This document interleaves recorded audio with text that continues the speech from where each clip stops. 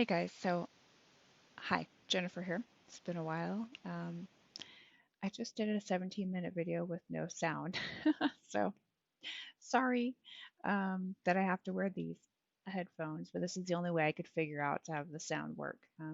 Not very recording savvy, I guess. So it's been quite a while since I've shared an update, but I had a comment on my last video asking for an update, so I thought I'd share it. So thank you, new viewer and person who asked for this. Sounds like you are new to your DS journey, and so I'm excited for you. There's a lot that you're gonna experience, I'm sure. To share with you guys, so let me just go back a little bit.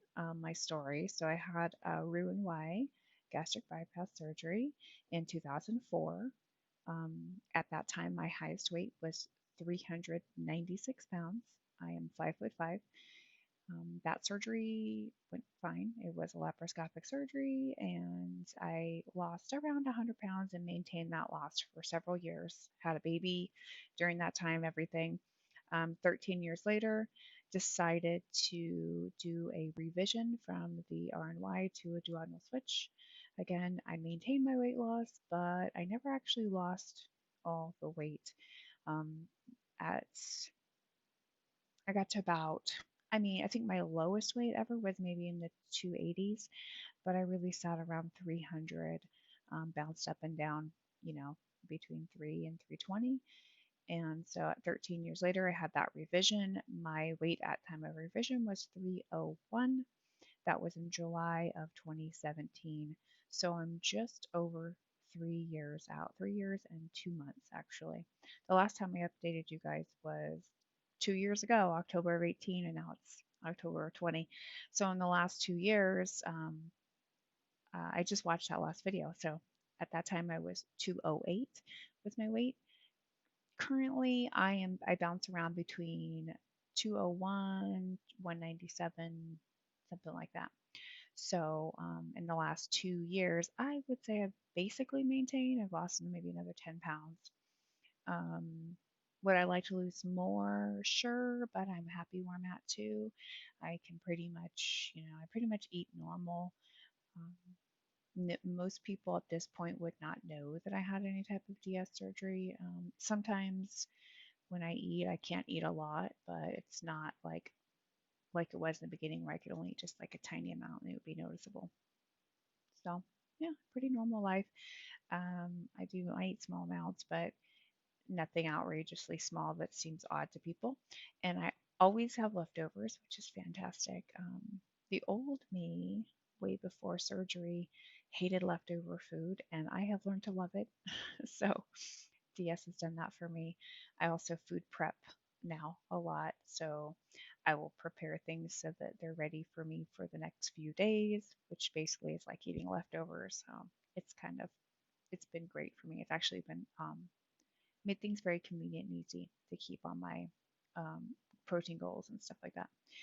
So, last time when I was talking with you guys, I talked about my vitamin K was deficient and I'd started supplementing. I've been doing that. That's better. Um, I also shared with you what I thought was TMI, kind of still is, but that I was dealing with what I thought were hemorrhoids.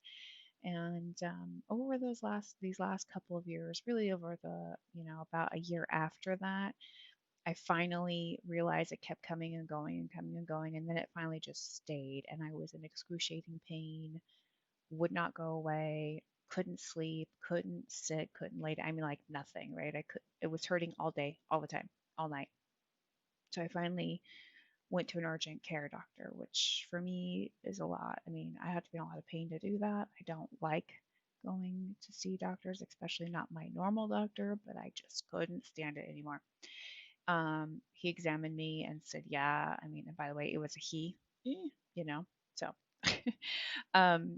examining me down there. So, but he's like, yeah, I see some hemorrhoids there. I don't know. You got some stuff. You need to see a specialist. Try some of these things. I'll give you some. He gave me a prescription suppository, and I had been using everything over the counter I could think of, been doing the sitz baths, all the things. Hemorrhoids are not new to me.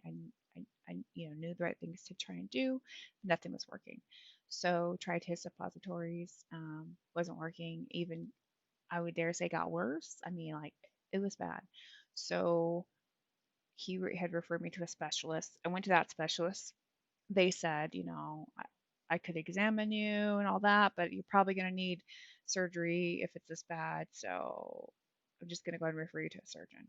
So I was like, okay. So then they referred me to a surgeon, went to that surgeon. That surgeon examined me. Meanwhile, weeks are going by in between these, and I'm in excruciating pain, getting worse, not better. This surgeon says, he examines me and he goes, "No, you don't have a hemorrhoid." You have a fissure and it's bad. And I was like, "Great." And when he found out that I had been treating it, with the treatments I've been doing, he's like, "Those are bad for this. Some of the treatments they give you for hemorrhoids can actually make a fissure worse, and that looked like what had been happening." Ugh. So, and that was around November. So it's been 2 months of dealing with doctors and probably 3 months before that of trying to self fix it. So then I he gave me this prescription for a compound that only a couple pharmacies in the area can make. It's like a special cream, and I had to pay cash for it. Of course, my insurance wouldn't cover it. At this point, I was desperate, so did that. Um, didn't work. Did it, went and got it refilled after 30 days. Did it for 30 days. Didn't work. Got it refilled again. Still wasn't working. Went back to see this surgeon, and he said, okay, it sounds like what you really need is a specialized surgery, which is, I think he called it, whatever he called it, sphincterotomy, I think. Yeah, something like that. So, and he, of course, didn't do that. He was a general surgeon. So he sent me to now a colorectal surgeon. This whole thing was just a nightmare, this whole experience. Get to that surgeon. She's phenomenal. She examines me. She's like, "Yeah, you've got a fissure. All the things you've done, you're at the point now you need surgery." She said, "Some people do Botox injections, and all that really does is it like freezes the muscle there so that the fissure can hopefully heal." And those Botox, according to my surgeon, she said it's about a 40% success rate. And based on what I already been through, doesn't look like, it looks like it's basically resistant to healing at this point. So she recommended the actual sphincterotomy, but she was going to make the decision on the operating table. So she did, and she ended up doing the sphincterotomy, which is where they cut one of the muscles. Sounds awful, right? I mean, honestly, though, the whole surgery experience was not as bad as it sounded, and I was super scared. So if you have to go through this, just know it's not as bad as it sounds. You know, After the surgery, of course I was sore, but I've been dealing with this pain now at that point for like 6 months. Like, whatever, I'm always in pain. It wasn't any worse really than the pain I was already in, or had experienced. So it was, I mean, it wasn't great. I was on the couch for a couple of days, taking pain meds, that kind of a thing. I had to miss some work. Obviously, the expense of the surgery, and that was in January of 2020 that I had that surgery. Um, but guess what? The worst part of it all is it didn't work. It did not work. So for months after, I still wasn't healed. Went back to that surgeon for a follow-up. She examined me. She goes, "You're right. It's still there." She's like, I don't understand why. It's not working, And meanwhile, guys, I've never had issues with, since my DS, I've never had issues with BMs, like totally regular. No constipation, no diarrhea, nothing. So why? Just why? Um, so yeah, strange, but it wasn't working. Didn't fix it.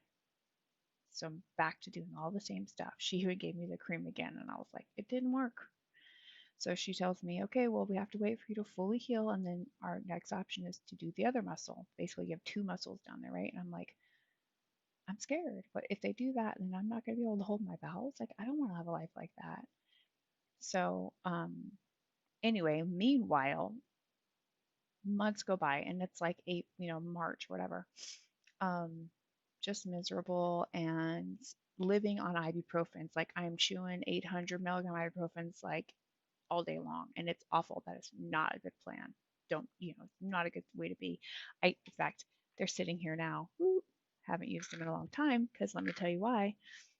April 4th, my birthday, um, also was the day I went in for my labs for my DS checkup. And my primary care physician is fantastic. And he's like, always is. And he goes, tell me what you want tested. I will send in the orders. So I go to Dr. K's website, who did my revision, of course, and did the list of everything I want checked. And so we did. And really, I'm thinking about my K because I had been deficient and been, supplementing. I wanted to see how that's going, make sure it's still good. But I had everything, and including on the list was zinc, which I hadn't requested that to be tested since probably 6 or 9 months out from surgery, and it was all fine then. So lo and behold, my doctor calls me back, whatever it is, a day or two later, and he's like, "Your K is looking good. Keep it up. Um, vitamin D, like everything's looking good." He goes, "But zinc is really, really low. And I know you already supplement zinc, but double it for 3 months and we'll retest you." And I was like, "Oh, okay." Of course, this was in April of 2020. If everyone's following along, what was happening then? COVID crisis. Still kind of happening. So zinc was nowhere to be found anywhere. I couldn't find it in any stores, Amazon, whatever online, were back ordered or out of stock. So I'm like, crap. So I order it, and specifically zinc picolinate, which is the type of zinc I ordered because the kind that I had been using before obviously wasn't working. And I think some of the DS Facebook groups or something, I saw that that was a good kind to try. So ordered that, got it probably towards the end of April, started taking it, and within about 7 days, I'm taking 2 a day. So I mean, they're a lot. So this is like a massive amount more than what the typical person needs. But I was so low, right? So I started taking 2 a day, and within about 5 days, I noticed a difference in my fissure. Like I'm feeling not in so much pain all the time. Like it still hurts, but it's become a come and go hurt instead of a all the time, 24/7, constant burning pain. Then about 10 days out from doing the zinc, it's gone. No more pain. And I was like, and that was when like at 10 days, I noticed it. Like I had been months and months of excruciating pain nonstop. To have that gone was like a miracle. I, I'm shocked. And it's October 2020. It has been 5 months now. Good. Gone. No problem. Hallelujah. Can't even understand why. I told my surgeon, I let her know, and she was like, "I don't understand it. I've never heard of such a thing before." And I asked her, like, "Do you ever check zinc levels of your?" I mean, like, would you? And she's like, "No, it wouldn't even be a thing that we would consider." But again, I think zinc is one of those things that, unless you're someone that has a DS or a reason to be deficient, that might not be something they check very much. Told my primary care about it, and he also was shocked and told me that he has other patients that have fissures that won't heal, and he might consider adding that to, kind of what he does, test them. What's weird about this is even he said, he's like, there's been no research or no indicator saying that zinc deficiencies could cause fissures. And now I don't think being zinc deficient caused my fissure. I don't know, whatever. Maybe it did, but I mean, I can't deny the fact that supplementing zinc made it better. So I'm no doctor, but my Google MD says no. I mean, it worked for me. I mean, zinc is something that people take to fight off colds or shorten the length of colds and flus, and so that's what I always thought of zinc as.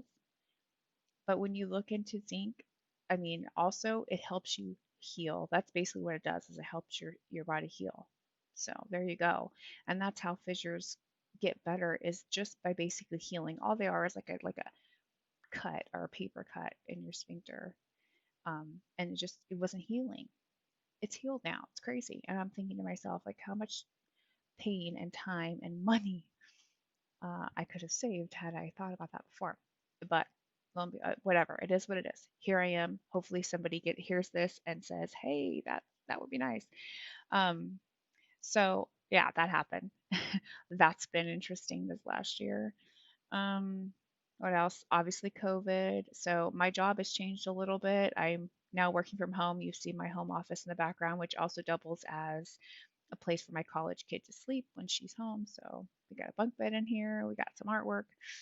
Um, this is my new workplace. And also, I work for the same company, but my actual job has changed. So now I'm a manager. I was promoted about a year ago. And so my job changed, and then I'm working from home. So things are different. But I've got my own routine going, and it's good. Keeping up on my vitamins. I had an blood work update in July, 3 months later, and my zinc and indeed had improved. So I'm continuing that supplementation. It's still below levels. So I will keep doing it until I get to levels, and then I'll even out and maybe supplement normal. But I don't want to ever let it get low again.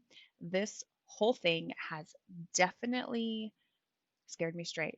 I've been pretty good about vitamins and supplements, but now I'm really good. Like I will not mess up. I keep them. I've tried different ways to sort and organize vitamins, so I'll show you what works for me. I have these little baggies. I got them from Walgreens. I'm sure you can get them online or wherever. They're a pill pouch, and you can. I don't write on them, but you can write on them right here, like what day it is, if it's an AM or a PM. I don't know if you guys can see that or whatever. I don't do that. I can look at in the bag and see what vitamins I have and what time of day I want to take them because we've gotten pretty good at knowing them by sight. But I take all my vitamins for the daytime and put them in this bag. And then I have I do like 20 or 30 bags at a time. And they're sitting next to my coffee pot. So when I get up in the morning, pour my cup of coffee, grab me a pill pouch, bring it up to my office, and it stays with me. So I take my vitamins throughout the day, and that's how I make sure I stay on track. Um, so just a tip there. I think I mentioned earlier, I food prep to make sure I have what I need to snack on during the day. Anyone who is new to working from home, at least for me, I found I tend to sit at my desk and just work nonstop and don't get up. I don't have coworkers to prep me. I don't get up and go talk to someone else at their desk. So it's a lot of sitting here and so I need to make sure that I have easy access to the food I need, the vitamins, water, all those things. So that would be a tip I would recommend. So 3 years out, feeling good, feeling happy, life is going on. Sorry that I haven't been sharing updates. I think it's a lot more exciting to talk about things as you're losing weight and all these changes are happening. And now it's just kind of norm. But that's good. It's normal. It's a good life. It's happy. So anyway, good to see you guys, or I guess have you see me. um, I will try to get updates more out there. I am always still watching other people's journeys. It's still so exciting to me, even though I'm in a different phase in my journey, but it's still exciting to see how people's lives change and what they're doing and all that stuff. So, anyway, awesome. I will talk to you guys soon. Bye.